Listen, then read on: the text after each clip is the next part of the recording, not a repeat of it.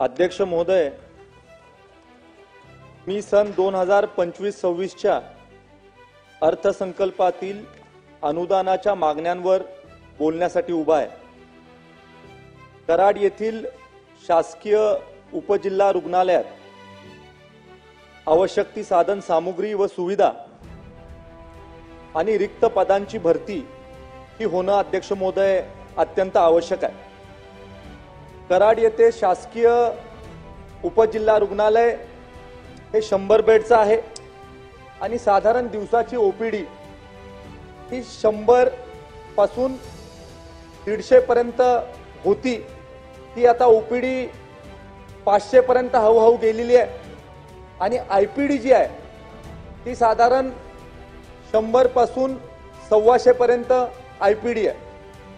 अध्यक्ष महोदय, कराड तालुका हा मोठा तालुका आहे, लोकसंख्येच्या दृष्टीनं हा मोठा तालुका आहे आणि त्यामुळे शासकीय उपजिल्हा रुग्णालय हे अद्ययावत असणं हे अत्यंत गरजेचं आहे।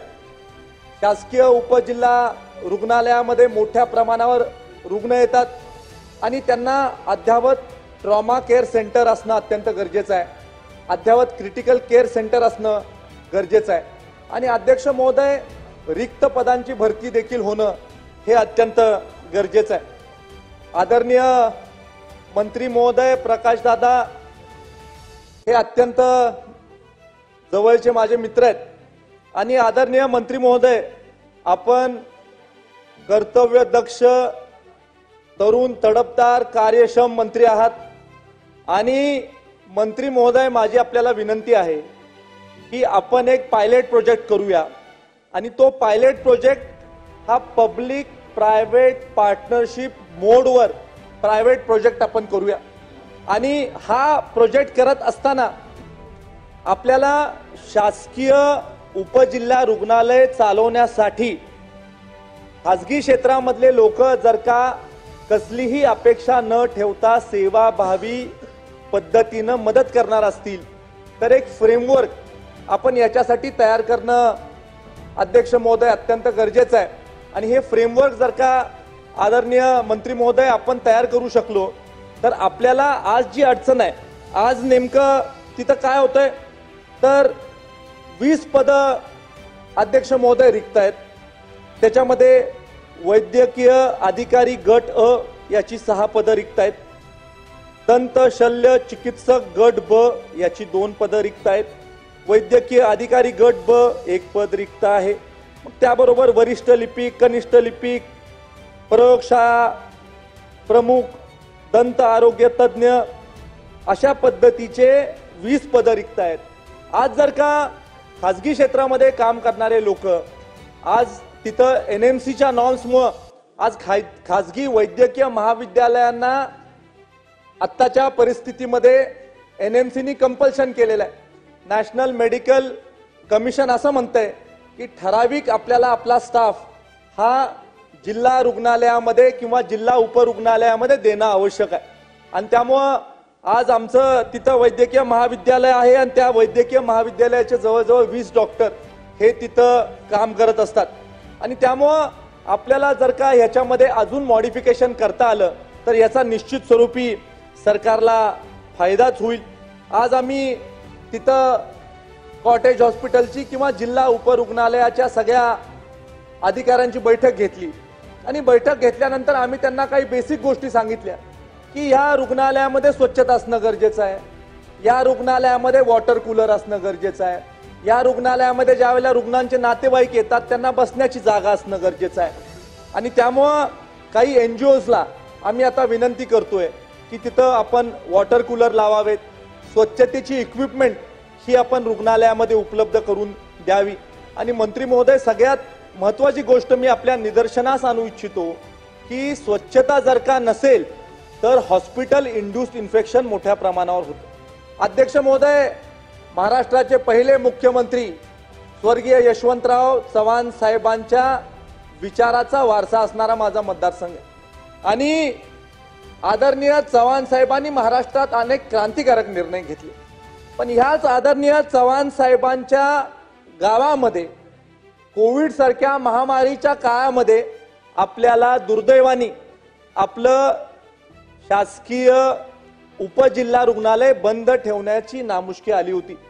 आपल्याला हे रुग्णालय बंद ठेवावं लागलं कारण कोविड स्प्रेड होईल असं त्या काळामध्ये सत्तेमध्ये असणाऱ्या लोकांना वाटलं आणि जिल्हा उपरुग्णालय कोविडच्या काळात बंद ठेवण्यात आलं। खासगी रुग्णालय सुदैवाने तिथं होते, त्यामुळे तिथं रुग्णांची सेवा होऊ शकली। अध्यक्ष महोदय, हा अत्यंत गंभीर प्रश्न आहे।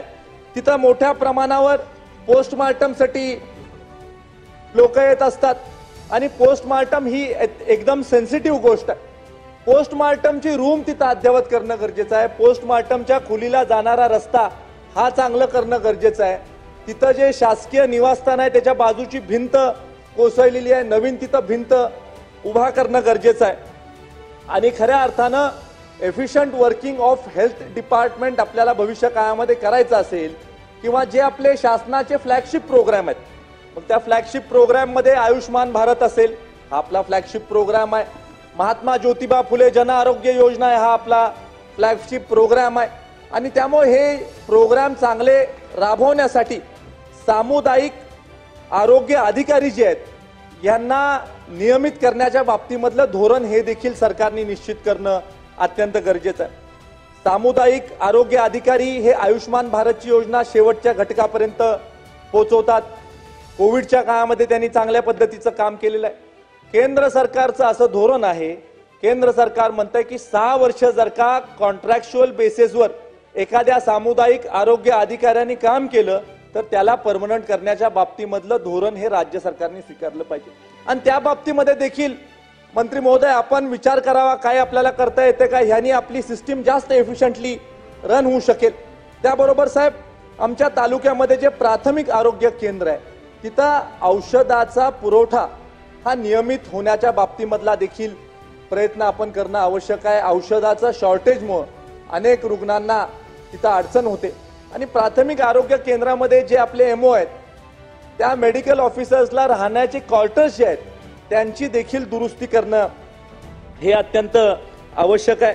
मी आदरणीय मंत्री महोदयांना विनंती करतो की आपल्याला अपग्रेडेशन करण्यासाठीचा प्रस्ताव तयार करणं गरजेचं आहे की या जिल्हा उपरुग्णालयाची बेडची संख्या 100हून आपल्याला 200 करणं गरजेचं आहे आणि त्याच्याबरोबर हे बाकीचे सुद्धा सगळे विभाग इथं करणं आपल्याला गरजेचं आहे। अशा पद्धतीची विनंती मी आदरणीय मंत्री महोदयांना करतो आणि त्याचबरोबर मी एक आशा व्यक्त करतो की हे नवीन जे आपल्याला मॉड्यूल राज्य सरकारच्या माध्यमातून आपली हेल्थ मशिनरी एफिशियंटली फंक्शन करण्यासाठी आणणं गरजेचं आहे, त्याचं फ्रेमवर्क निश्चित करण्यासाठी अध्यक्ष महोदय, मंत्री महोदयांनी आमच्यासारख्या सदस्यांना देखील इन्व्हॉल्व करून एक फ्रेमवर्क आपण तयार करूया आणि राज्यामधली आरोग्य व्यवस्था सुधारण्याच्या बाबतीमधला प्रयत्न करूया। मी परत एकदा मंत्री महोदयांना विनंती करतो की मंत्री महोदय आमच्यावर लक्ष ठेवा, आमच्या